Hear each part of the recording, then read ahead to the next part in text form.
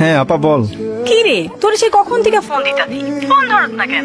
আপু আজকে হোটেলে অনেক গেস্ট রে। উপহারটা তো পাঠাস নাই। মানে আমি তো আব্বারে সব টাকা পাঠাইছি। তোর কিছু লাগলে বল, আমি টাকা পাঠাইতেছি। আমার উপহার তো তুই, তোরে লাগবো। কি যে কস, কি কস আপু? এবার আমি দেশে আইলই তোরে আর দুলাবেরে এক লগে জ্বালামু। কি রে দেখি তো, তুই কি কাঁদতেছস? আরে না আপা, এখানকার পেঁয়াজে অনেক ঝাঁজ তো, সব শেফের চোখ দিয়ে পানি চলে আসে। এই বড়াইছে বড়াইছে, চল। আপা তোরে আজকে অনেক সুন্দর লাগতেছে রে।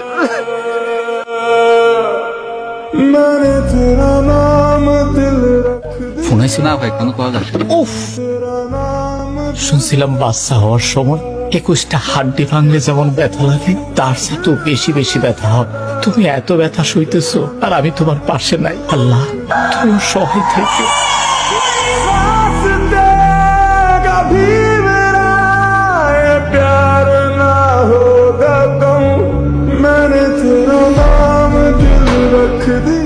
বন্ধু আমার তো ছুটি কনফার্ম হয়ে গেছে। ছুটি হয়ে গেছে? কবে যাইতেছস? পরশু দিনে চলে যাবো। যা রে যা, ঘুরে। ঠিক আছে থাক তাইলে।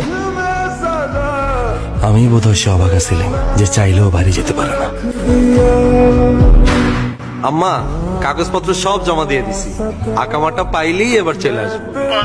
তোর মায়া নাই, তোর মায়া নাই, করে সাইরা তুই লাগে।